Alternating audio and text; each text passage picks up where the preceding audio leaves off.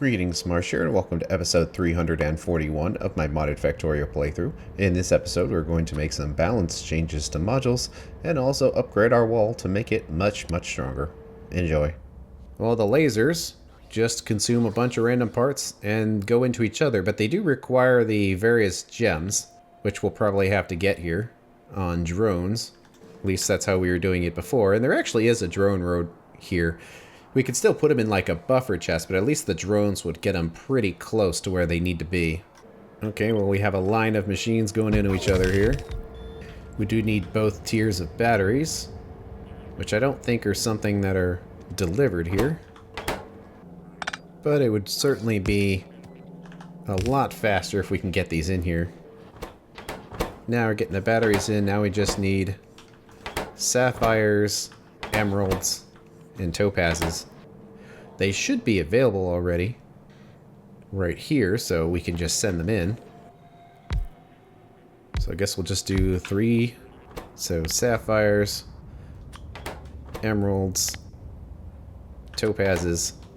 Not sure how many drones. It's not like we're going to need to make these that fast. So maybe like 1 of each. And let's put some buffer chests in here to put in like 200 on every side. And if we wait that out, we should have basically everything we need. The other thing are the plasma turrets, which does require laser rifles, and that also comes from a rifle. So it'll be rifle, laser rifle, then plasma turret 1, which requires the big alien artifacts, but we can just send those over from the science setup, then more big alien artifacts, and the range increases on each one of these. It gets really powerful. And then at 3, we're going to start needing the colored ones and better batteries.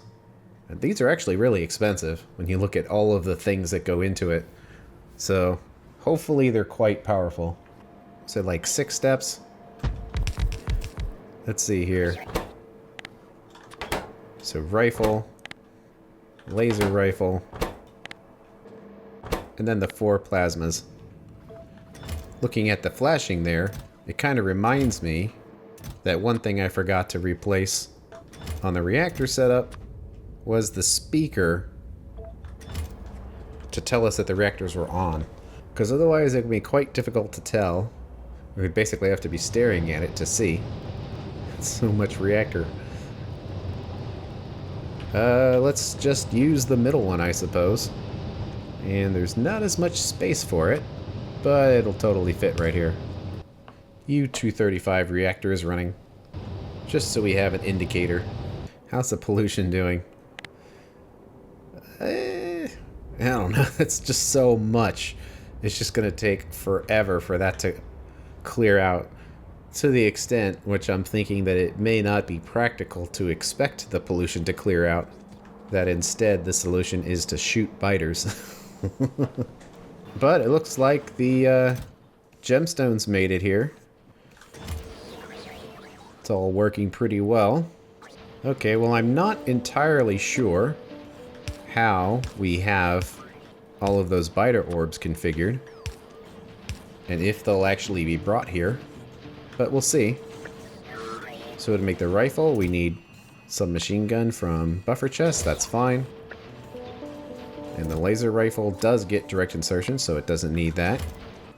And then it looks like it's not sending alien artifacts here, but it is sending the colored orbs. So it means we just need to get the big ones in here. Oh, we're completely out of stone. That's an interesting thing to be out of. Looks like it's just making mineralized water, and that's it. Is that for plastic? Or are we burning it all away as fuel?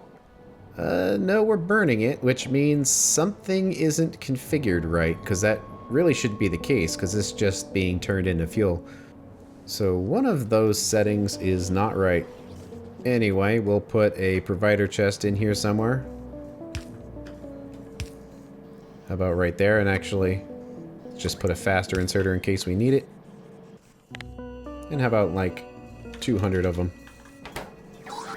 and they will start transferring their biter orbs into there as we start using them up. Alright, what's going on with this mineralized water? We're actually going to need to take a look at this setup soon because we've been using mineralized water to basically make fuel up until now, but when we switch over to basically running on uranium, which we kind of are now, it's just the factory's a little dormant, so it's kind of hard to tell the difference.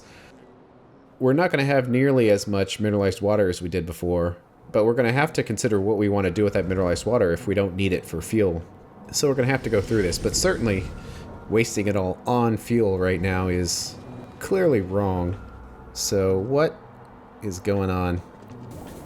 Oh, it must just be a wire that's connected because it's broken here. So yeah, right here. That's been there for a very long time. But that's totally not what we'd want. Let's pull this wire out of there. So now it should be cooling down again. So that's been burning a ton of propane for a very long time. So it should fix itself now, and we should start seeing ourselves collect stone again. And I guess, actually, while we're here, how are the residuals doing? Well, look at that. The oil residuals are gone. Now the only thing that's left in the system are just these fuel blocks and any residual gas that's just normally created. And definitely when we build this setup, we might want to use substations or something with a longer power reach so the power poles aren't getting destroyed by the biters, that they're in the back and they survive until the end. Look at all those orbs. Ah, they disappeared. So many orbs. But hopefully all of those orb deliveries made it to the plasma turrets now. And that should be the last bit that we needed to actually make some kind of blueprint.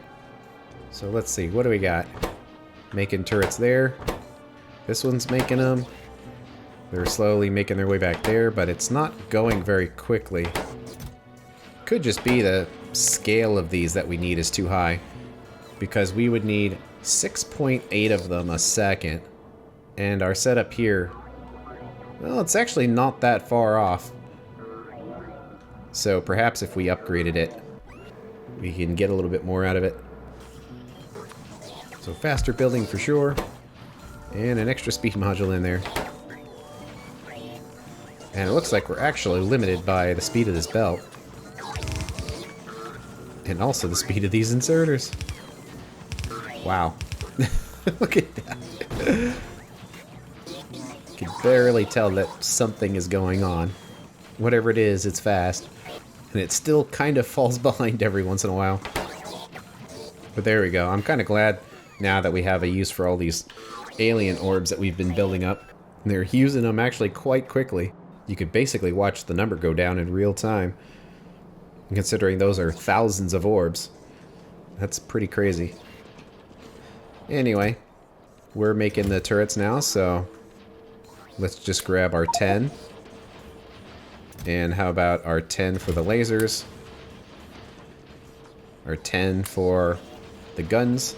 I guess we'll just grab this and just place it and see.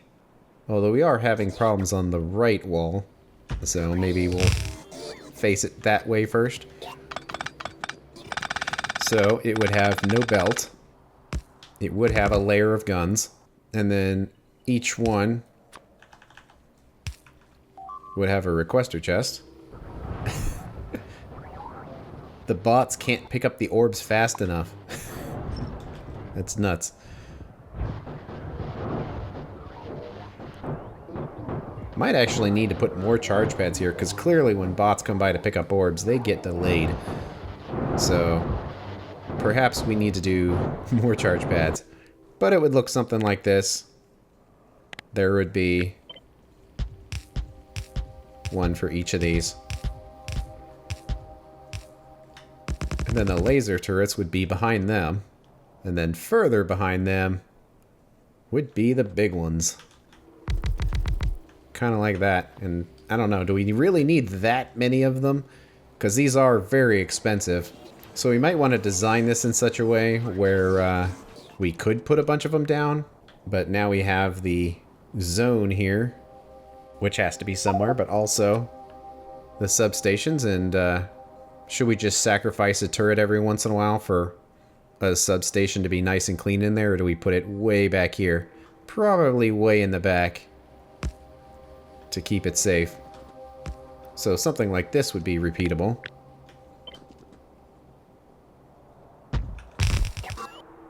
It's not exactly the same though, but I really wish I could see what the zone looked like here. But we could also like just place them maybe every other substation. Like if we did this, it would probably be fine.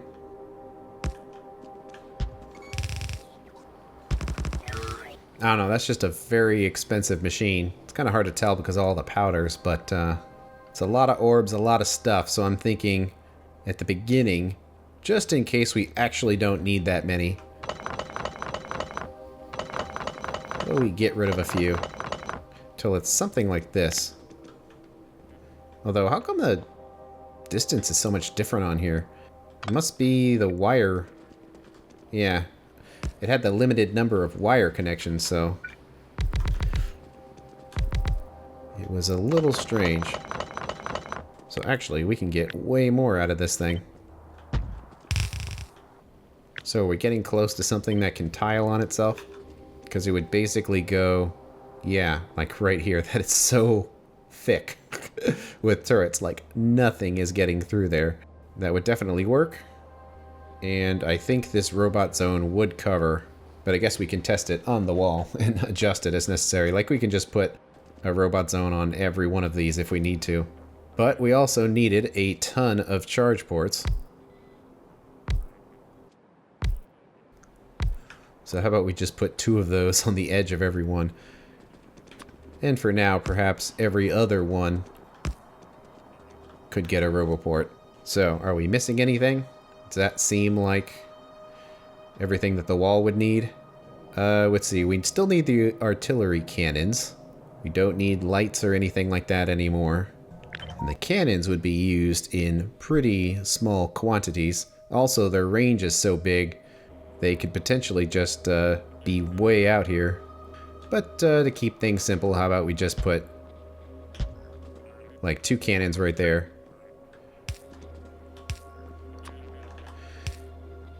With their requester chest. So this needs ammo, but 200 is probably pretty crazy. But this is going to be an enormous buffer of ammo. So I don't know how crazy we want to get. So let's just put 10 in each one for now. And actually, we could build the buffer chest into this. Let's see, but these do kind of block that a little bit, so let's put them over here. Since this is where the roboport is, how about we'll put the 2 buffer chests up here, requesting like the 200 ammo. Guess we don't need this anymore. So let's grab everything, remove the tiles, and let's see. It does tile on itself there, and on this side it does too. There's a little overlap, but that's fine. We'll bake that into the snap to grid, and we'll make it relative to its start. And then it looks like we need to remove, what is that, 8 squares? So if we make this 60, it doesn't include that right there. So we can kind of test that here. Hold click. Well, it's not going to work that direction, but if we hovered it up though, it totally is. So we come down here, trees are in the way, but it fits. I'm wondering though, when we build this wall, if we should build it in front of the existing wall, because it'd probably be a bad idea to pull down the wall as it is now to build this in the exact same spot, then just have biters attack, you know, the second that it comes down. But we have all of this, and they can just fill those up to be ready when they're needed. So let's see what we can do here. If we place this wall, it would be somewhere around here. So let's just pull this up, and oh my goodness, the orbs. And also clear out all of the trees. So does our pattern work? We'll just leave a little hole for now. But if we come up here, it does seem to. Well, let's place all the concrete down then, so we know exactly where it's going to be. And thanks for the landfill biters.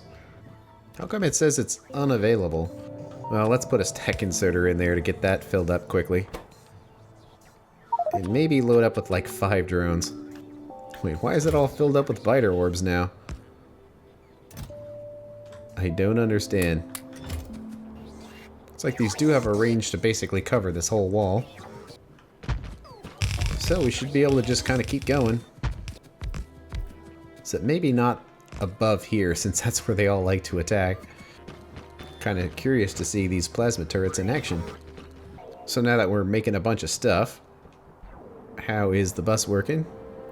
Yeah, it seems like it's working pretty good. It's just these take a little bit of time to make. Regular gun turrets make in 10 seconds, but the lasers make in 20. So it's going to take a little longer to fill up.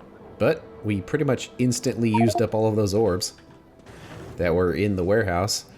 And are they getting sucked out of down here now? Oh yeah, for sure. They've already cleared out like half of them. More orbs.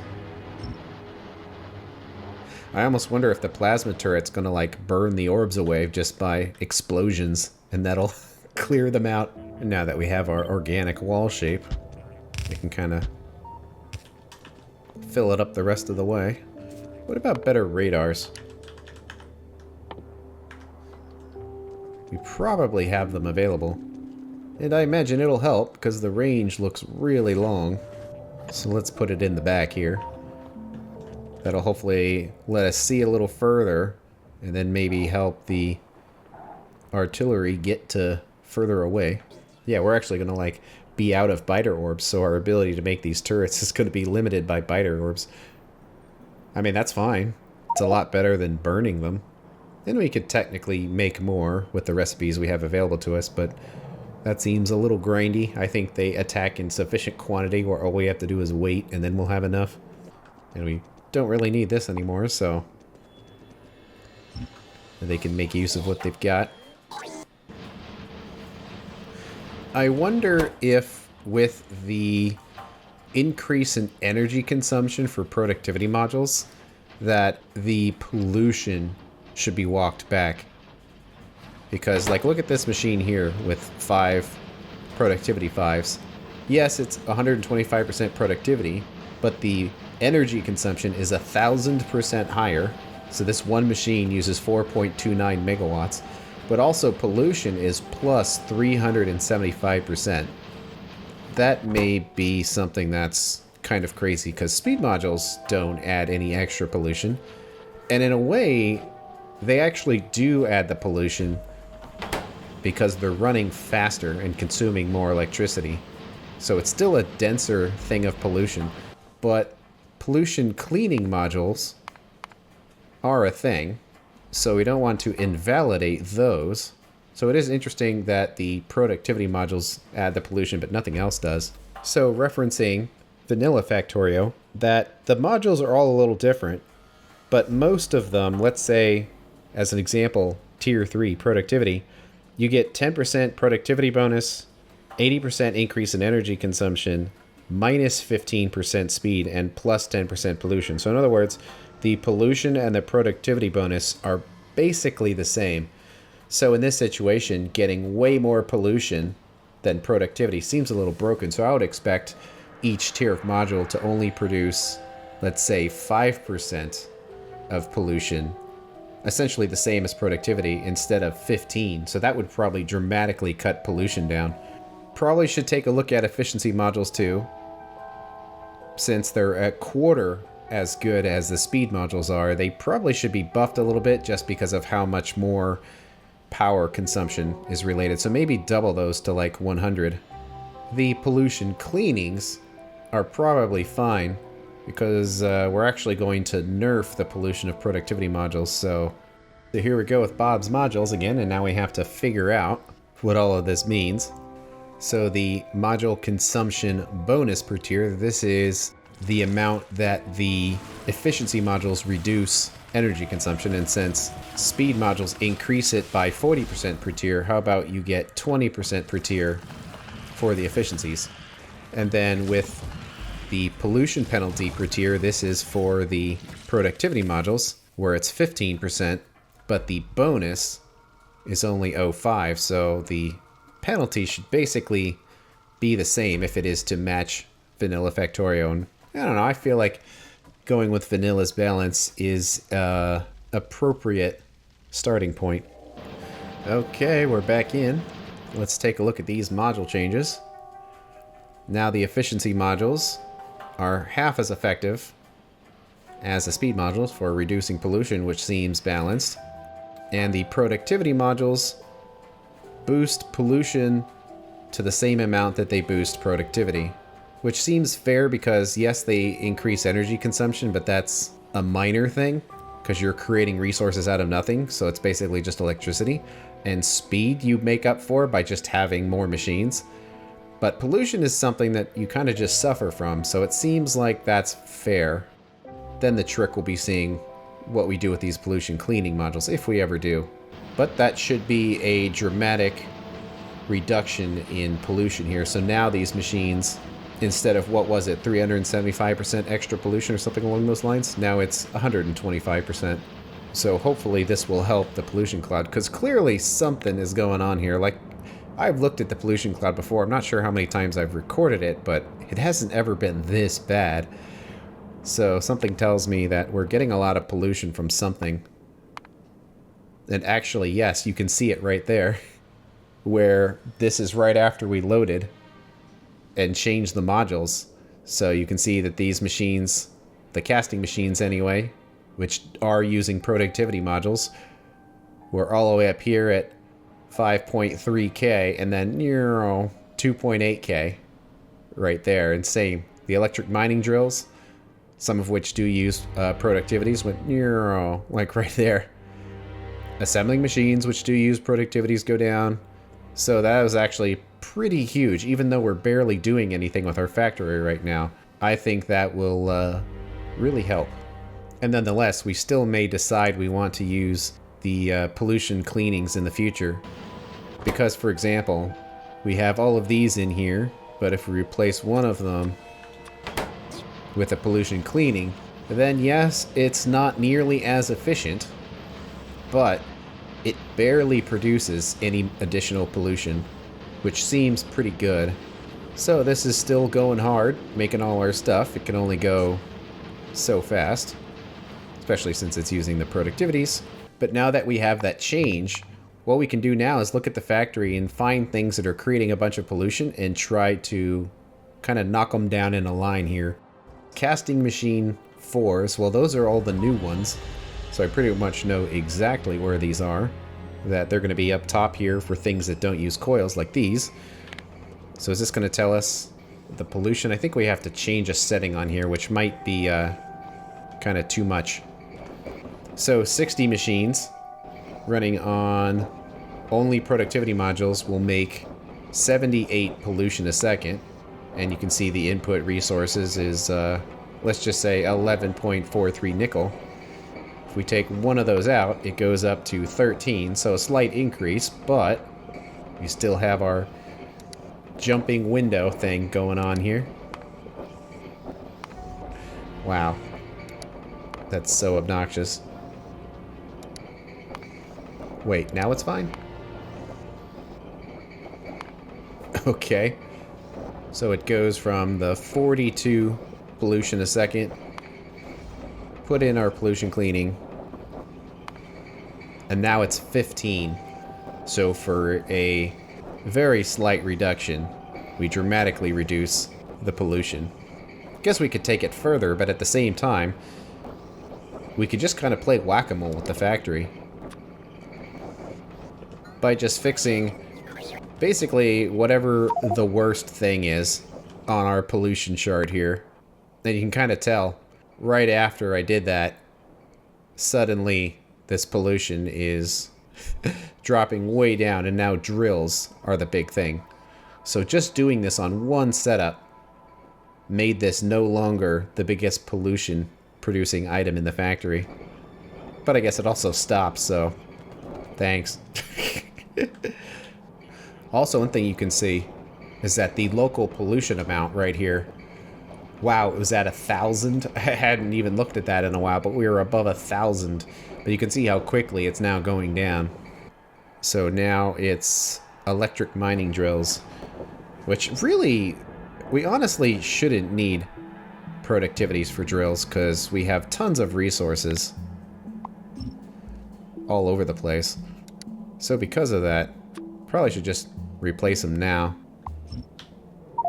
I guess before, pollution wasn't that big a deal, but with the increase in energy consumption and just the size of the factory, it's getting to the point where we can't get away with these productivities anymore. Or at least we can't just use them without really thinking about it, which is good because I think good game balance is where you have to think about if you want to do something. If something is so good that it's essentially mandatory, like, I don't know, beacons, that tells me that that game balance is messed up. Because if the balance is like that, then it means that there's no like player choice or anything. You're just kind of stuck with what's optimal and you don't really have any choice in the matter.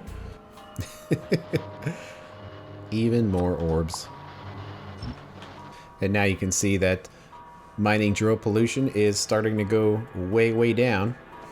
And they are very slowly getting filled with ammo. It doesn't feel like they're getting filled, but I think it's because they're basically filling them all up to about 30 or so.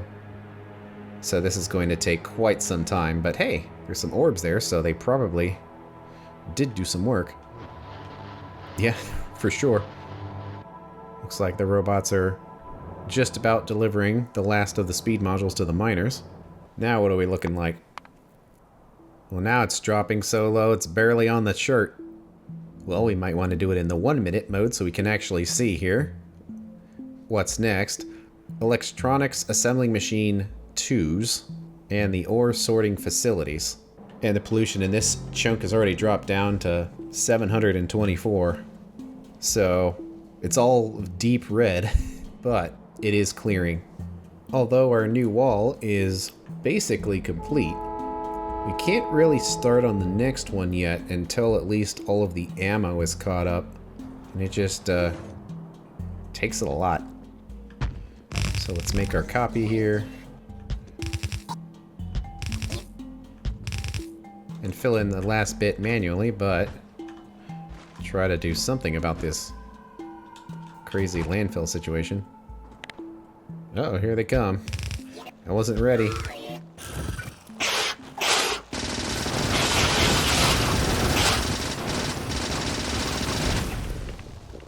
Oh, interesting. I didn't even notice that. This thing is directional. And I guess it doesn't turn on its own. Well, that helps to know. It would help if it was pointed the right way. But also, it means that it has a very limited effect range here. So it absolutely needs supporting elements. But also shows you that that range is pretty significant. I guess this one we can kind of angle this way, but I don't know if I want to, because where it's at, it really can't hit the wall. I don't know, maybe if it hit here it might splash over, but we don't want to give it a situation where it could actually shoot inside the wall. Whoa! Oh, there they are. Woo! Those are, well, for one, they're kind of loud. But two, whew! That scared them away fast. Wow. Is that, would you say that's overkill for one biter? But it got rid of them. So I would say it's pretty good. Okay, let's get this radar on the end. And it definitely sees a little further. So I'm sure that will help the artillery in a little bit here. We do need to configure this. I think the standard shells are fine for now. They seem very capable of clearing the biters out. Okay. Well, if we've done this correctly, then it means we can just remove pretty much all of the old wall, and all of those items will get placed where they need to go. Shooting is starting. So I think that's all of it.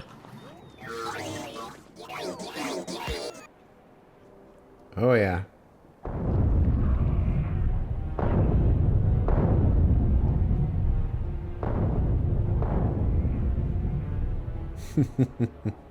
That'll teach him. And that's the end of this episode. On the next one, we are going to go through our factory and find ways to reduce pollution, so hopefully the biters are a little less angry next time. Thanks for watching. I'll see you later.